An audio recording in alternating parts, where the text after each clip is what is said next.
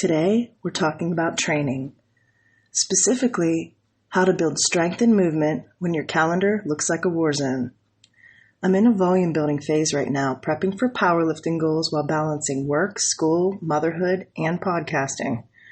If you're wondering how to fit workouts into a life that just doesn't slow down, then this one's for you. Because honestly, I'm struggling to get my workouts in, and I know that I'm not alone. You don't need endless hours to get strong. We're diving into hacks, strategies, and real-life solutions for building volume no matter your activity. Even if you have to split sessions, squeeze them into chaos, or show up imperfectly. If this is your struggle, then grab your coffee or water and your gym shoes and maybe a little bit of sanity, because we're going to figure out how to make movement fit your life, not the other way around. Welcome to the hustle. Let's get stronger together. Welcome to episode 15 of Making Mel Health in the Hustle. This podcast is a place where motherhood meets muscle, ambition meets exhaustion, and figuring out how to prioritize my health journey into the insanely beautiful chaos of a busy life is what I talk about. Some days it'll look messy, and other days flawless. But no matter what kind of day I'm having, I can assure you, I'll tell the truth and do my best to give you some good ideas and insight that will help you prioritize your own journey. So, building in the busy, let's get real. Who actually has 90 minutes to work out these days?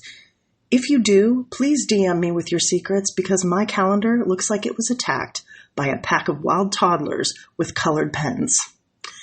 Between school friend and social drop-offs for my daughter, my own schoolwork deadlines, my work schedule, and working towards competition next year, fitting in a workout, it's starting to look like a scavenger hunt.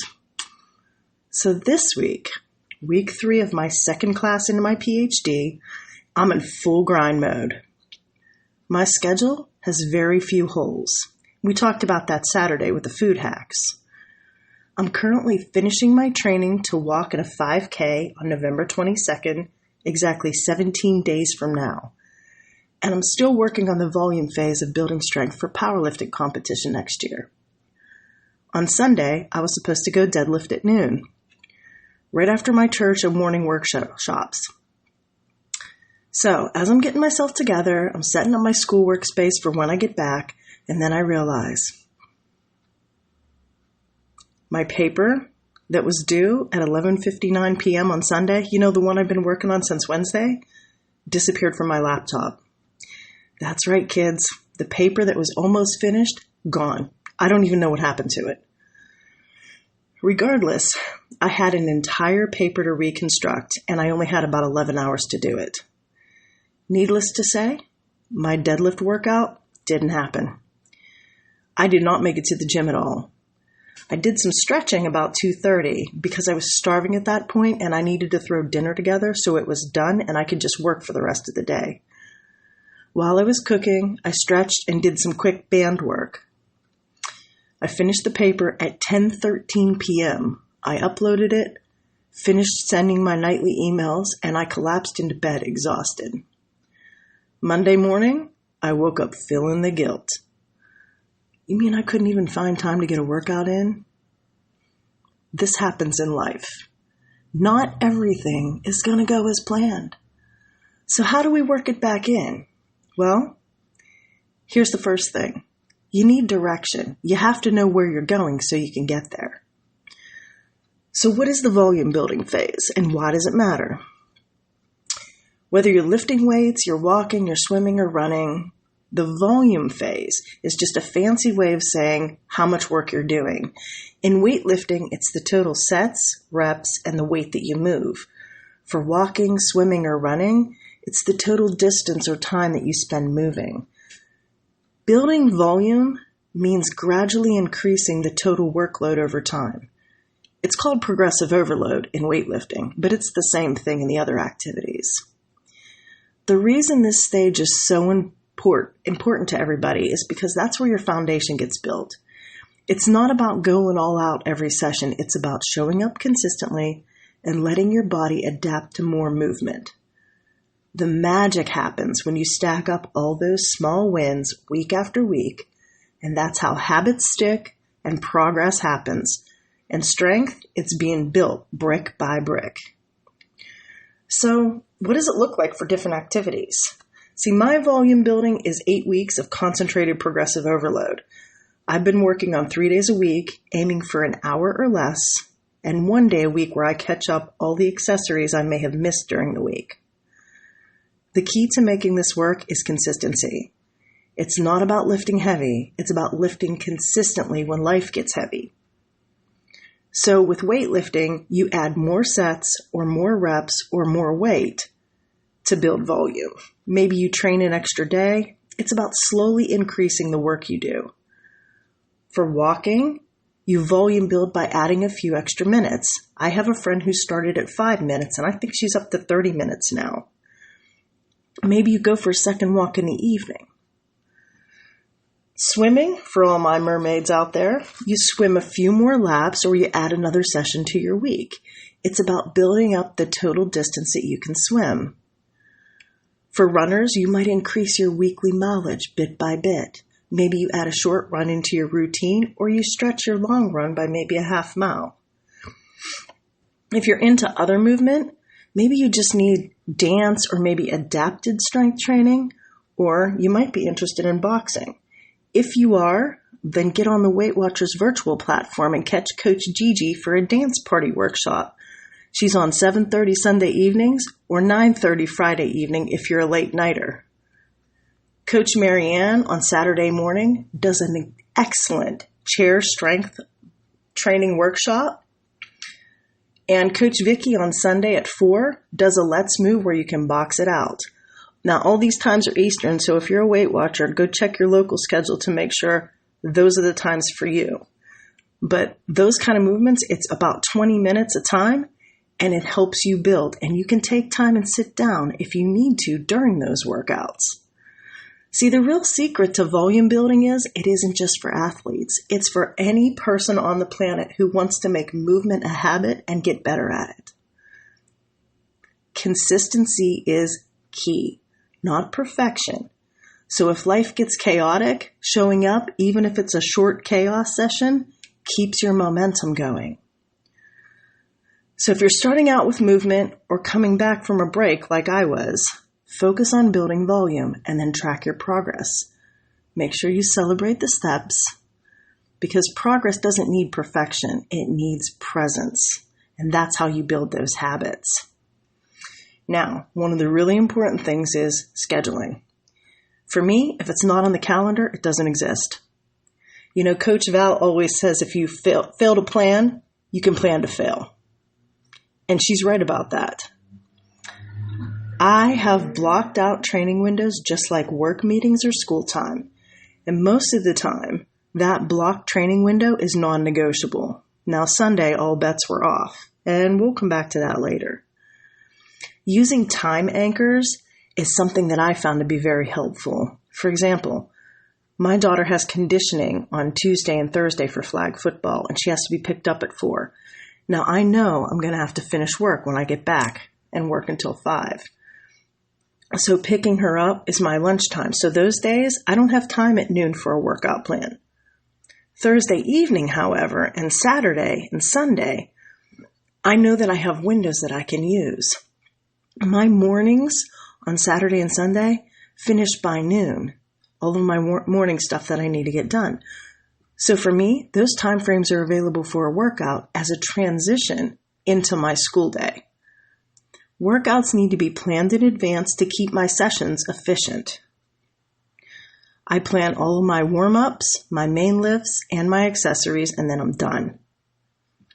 So, here was my challenge as I started training for the 5K. I did not have a full 30 minutes to get a walk in, and I don't have 90 minutes.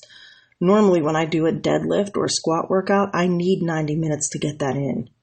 Warm-up takes a long time for me. Now, I'm a 53-year-old gal, and I could skip my warm-up, but that means I'm probably not going to be able to get out of bed the next day if I don't do a proper warm-up. So skipping it isn't an option. The question becomes, can I build volume in 2 or even 3 30-minute sessions And will that be effective for the same as a 60 to 90 minute workout? So here's the answer. Yes. I did some research, and you can absolutely build volume by splitting your workouts. The key is that your total work for the day or even the week adds up to the same amount. So whether you do it all at once or separate sessions, your body still gets the benefit. Studies show that splitting workouts into 2 sessions never harms your muscle growth or your strength, as long as your total sets, reps, and weight are the same. You might even find that you have more energy or focus for each session, since you'll probably be less tired than you would for a long, continuous workout. For busy people like me, this can be a game changer. I can fit my workouts into 2 separate 45-minute workouts and still hit my volume goals. So what about cardio stuff like walking, running, or swimming? Research also shows that breaking up cardio into multiple, shorter sessions is just as effective for improving aerobic fitness, burning fat, and supporting your overall health. The Weight Watchers folks call those snacktivities or activity snacks. Just like food snacks, activity snacks add up over time. For example, 3 10-minute walks can have the same health benefits as 1 30-minute walk. Knowing that may help you stay consistent even if your schedule isn't cooperative. So for split up workouts, for me, the benefit is it's easier to fit into my day. It's less intimidating than a long session, and it may make it easier for me to be consistent over time. It also does make me less tired and helps me push harder each mini session. Now here's the downside. You have to warm up more than once, or at least I do. It requires more planning and discipline to make sure you complete everything you need to get in for the week. And some people just prefer getting it in and getting it done, which you have with a single session. But for me, the way my life goes, it's just not realistic all the time. So the bottom line is, if your life is chaotic, don't stress about doing your workout all at once. Splitting it up is a proven strategy for building volume and making fitness fit into your life. The most important thing is consistency.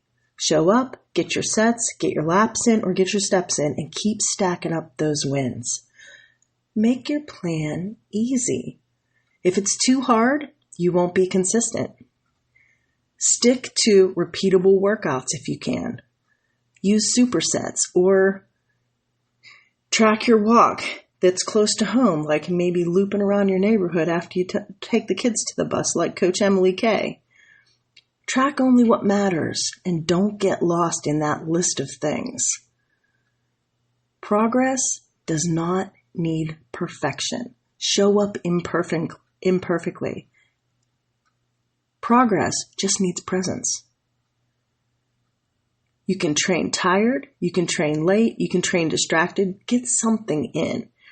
Reframe your missed sessions and pivot. Don't punish yourself when you have to miss. I missed that deadlift Sunday, so Monday I got my heavy-duty band workouts in. So, how do I make it happen? My phone alarm, it goes off all day long for the things that I need to get done. That's my prompt to hit the plan. Another hack that I use is my gym bag's always packed with all of my non-perishable gym snacks, my headphones, my bands, and other things I'm going to need. I have a pre-workout ritual where I do my playlist. I have a protein shake and some fruit or a protein bar, and my mirror work in the morning shifts. I talk about the workout when I know it's on the schedule for today, and prepping my mind for that workout helps me with my mindset shift. 30-minute fit in the chaos sessions, when the time is tight to make my workouts work, I will walk to the gym that's on my apartment complex. It's 3 minutes away. I can do lat pull downs. I can do heavy goblet squats. I can get assisted back squats in, hip thrusts, leg press, and bench if the mood strikes. Depending on what the workout is for the day, there's a lot of equipment in my apartment gym. So I take my workout journal and check off what got done, and then 30 minutes later, I'm back doing what I need to do. I save the big stuff for the big gym, And that's what I concentrate on when I go there instead of getting caught up in all of the little stuff. You don't need a perfect schedule. You just need a plan that survives the chaos. The volume phase is where that work happens and habits get built with more stamina, more strength, and more confidence. And if you're showing up, even imperfectly, you're already winning. If you have any busy schedule training hacks that work for you, please share them with me. You can either email me at makingmelhealthinthehustle@gmail.com or catch me on my Facebook or IG pages. Let's keep building the strength or movement and letting our hustle where it belongs instead of holding us back from our good habits. Next time, we will be talking about strength, discipline, and defiance when it comes to owning your own power unapologetically. It's going to be a really good time. Until then, onward and upward, my friends.